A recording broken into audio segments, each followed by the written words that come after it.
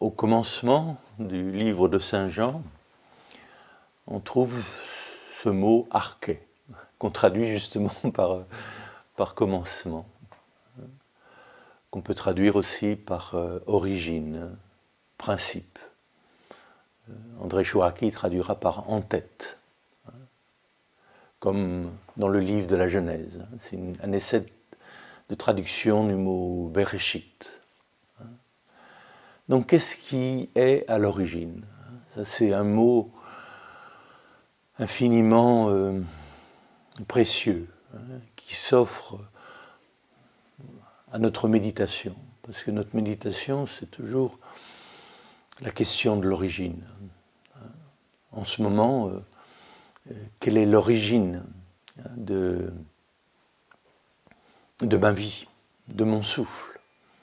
D'où vient le souffle et où retourne le souffle? C'est la question de l'arché. En ce moment, d'où me vient la conscience? D'où me vient la pensée? Au commencement, nous dit Saint Jean, le logos. Au commencement, la conscience créatrice. Mais d'où est-ce qu'elle vient, cette conscience? Quelle est l'origine de la conscience? Et là, c'est important de nous approcher de ce silence. D'où vient la conscience? Ce silence d'où naissent les pensées et où retournent les pensées. Comme ce silence d'où naît le souffle et où retourne le souffle. Arché. C'est aussi l'origine de nos émotions, de nos sentiments, l'origine de notre désir. Et d'un point de vue pratique, si nous voulons vivre ce mot, l'étudier avec tout notre corps, notre sensorialité, notre pensée, mais aussi avec toute notre affectivité, c'est bon de se demander qu'est-ce qui est à l'origine d'un désir? D'où me vient ce désir? Non seulement d'où me vient cette pensée, d'où me vient ce souffle, mais d'où me vient ce désir, cette émotion? Et là, on remarquera que souvent, cette émotion, elle naît d'une mémoire, d'un élément du passé. Et il s'agit bien d'observer cela, dans ce qu'on appelle le processus d'anamnèse, de se souvenir de nos traumatismes passés, de tout ce que nous avons prévu, qui conditionne notre vie émotionnelle et affective, et la rend quelquefois bien compliquée ou difficile. Mais l'anamnèse que nous propose l'évangile de Jean, par exemple, c'est de nous souvenir plus profondément de ce « je suis » qui désire en nous. Qu'est-ce qui est à l'origine de toutes nos pensées, de notre souffle, mais de toutes nos affections? Qui aime en moi?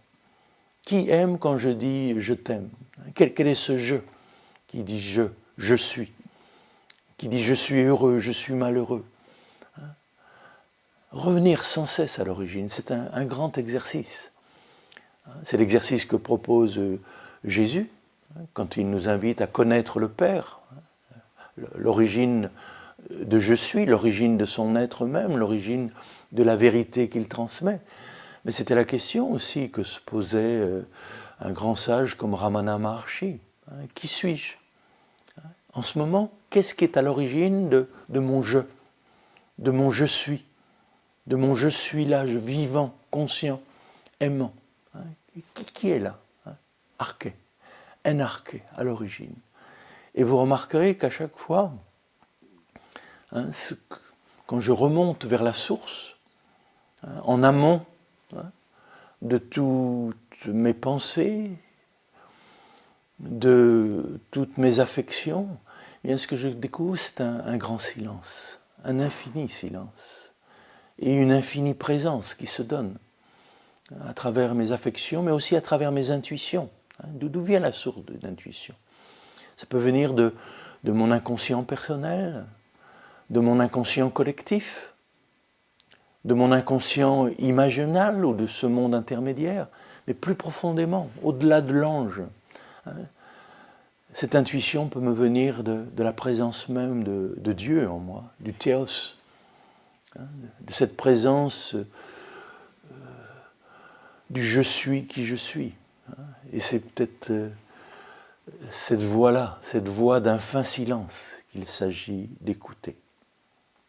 Enarche, le silence d'où naît la conscience, d'où naît la vie, d'où naît l'amour, d'où naît toutes nos intuitions les plus subtiles. C'est cette origine qu'il s'agit de connaître et d'aimer.